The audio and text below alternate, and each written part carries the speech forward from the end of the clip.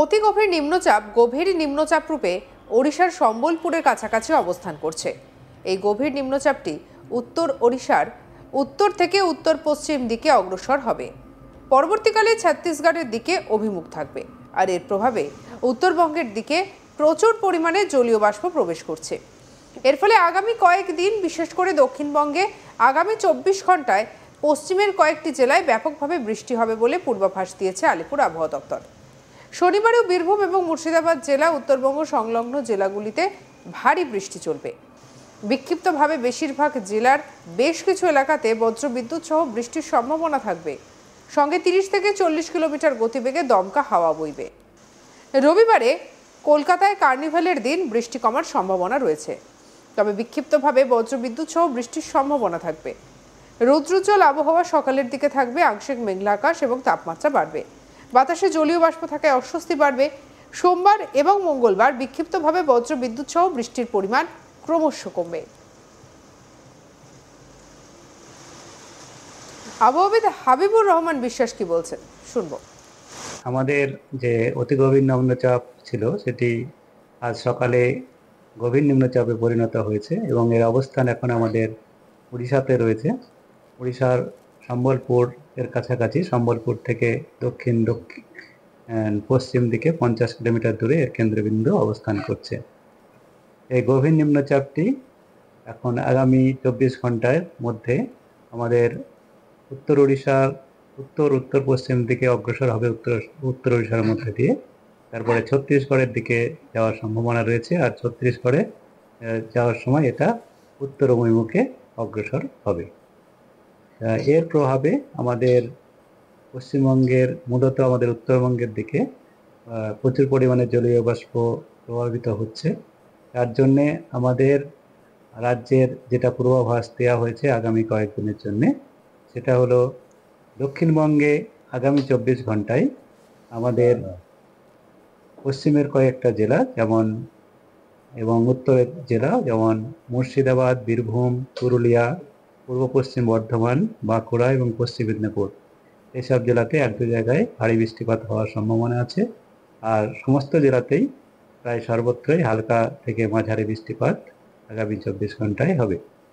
আর 24 ঘন্টা পরে আমাদের দক্ষিণবঙ্গে বৃষ্টিপাতের পরিমাণ আরও কমবে, তবে সর্বত্রই হালকা থেকে মাঝারি বৃষ্টিপাত বজ্রবিদ্যুৎ সহ এবং বজ্রপাত সহ হওয়ার সম্ভাবনা থাকছে। মুর্শিদাবাদ জেলায় 1-2 জায়গায় ভারী বৃষ্টিপাত হতে পারে কালকে। বাকি সমস্ত জেলাতেই কেবল হালকা থেকে মাঝারি বৃষ্টিপাত 1-2 পশলা করে বজ্রবিদ্যুৎ সহ হওয়ার সম্ভাবনা থাকছে।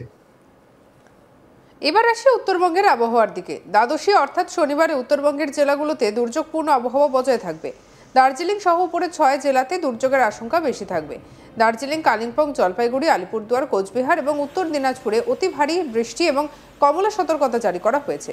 নিচের দিকের জেলা মালদা, 2 দিনাজপুরেও ভারী বৃষ্টির আশঙ্কা থাকবে, আর সেই সঙ্গে ঝোড়ো বাতাস বইবে।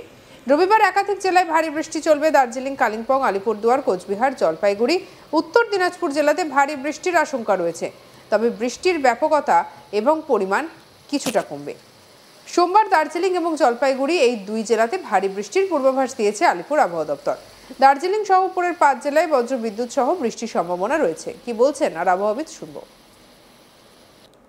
আগামী 24 ঘন্টায় বেশি একটু প্রভাব আছে, তবে 24 ঘন্টা পর প্রভাব কমবে, তবে হালকা থেকে মাঝারি বৃষ্টিপাত সর্বত্রই চলবে। আর কলকাতা তার পার্শ্ববর্তী অঞ্চলে ভারী বৃষ্টিপাতের কোনো সতর্কতা নেই, তবে বজ্রবিদ্যুৎ সহ বৃষ্টিপাতের সম্ভাবনা 1-2 পশলা করে থাকার সম্ভাবনা থাকছে আজ, কাল এবং তার পরের দিনও। এবং তারপরেও রৌদ্রোজ্জ্বল আবহাওয়া হবে, তবে হালকা থেকে মাঝারি বৃষ্টিপাত 1-2 পশলা করে কখনো টেম্পোরারিলি কিছু সময়ের জন্য হয়ে যাওয়ার সম্ভাবনা থাকবে 3 দিন পরে।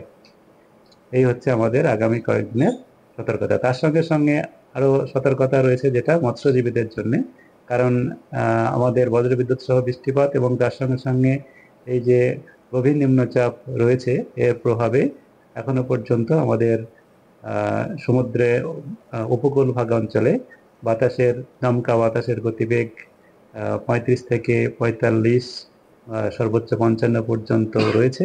তার জন্য আগামী 24 ঘন্টা পর্যন্ত মৎস্যজীবীদের সমুদ্রে যেতে মানা করা হয়েছে।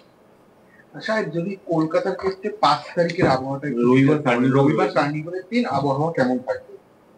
রবিবারে আমাদের বৃষ্টিপাত কমে যাবে, তবে কিছুটা সাধারণত মেঘলা আকাশ থাকবে, তবে কিছু সময়ের জন্য আংশিক মেঘলা আকাশ আর কিছু সময়ের জন্য সাধারণত মেঘলা আকাশ যেটা হয়, এবং সম্ভাবনা বেশি থাকে যেটা আমাদের দুপুরের একটু আগে থেকে শুরু করে সন্ধ্যার মধ্যে 1-2 পশলা বৃষ্টির সম্ভাবনা থাকে, সেটা থাকছে, কারণ বজ্রবিদ্যুৎ সহ বৃষ্টিপাতের সম্ভাবনা রবিবারেও রয়েছে। তবে এই যে কন্টিনিউয়াস বৃষ্টি বা এরকম কোনো বৃষ্টিপাতের সম্ভাবনা নেই, কেবলমাত্র কিছু সময়ের জন্য বজ্রবিদ্যুৎ সহ বৃষ্টিপাতের হালকা থেকে মাঝারি বৃষ্টিপাতের সম্ভাবনা থাকছে। উত্তরবঙ্গে বৃষ্টিপাত ক্রমশ বাড়বে এবং আজ থেকে কিছুটা বাড়ার সম্ভাবনা রয়েছে।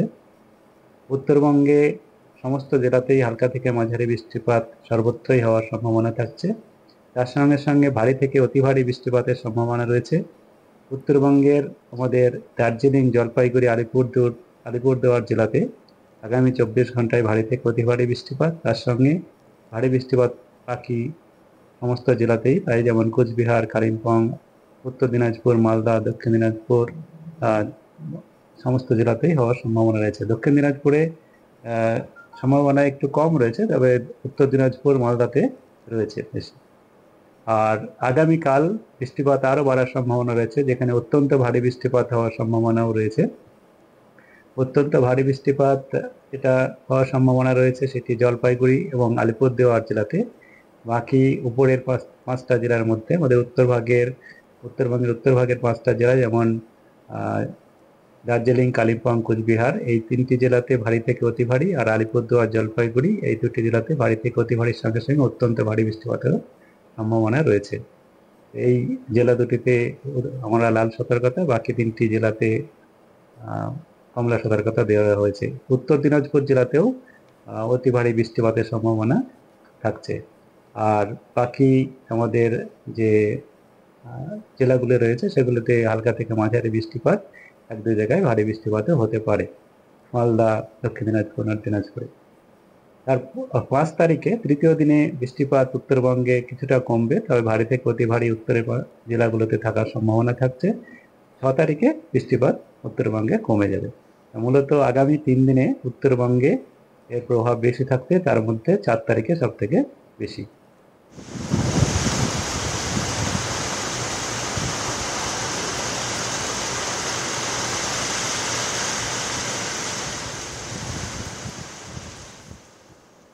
সঙ্গে রাখুন আজ তাক বাংলার ইউটিউব চ্যানেলকে, লাইক, কমেন্ট, শেয়ার, সাবস্ক্রাইব করতে ভুলবেন না।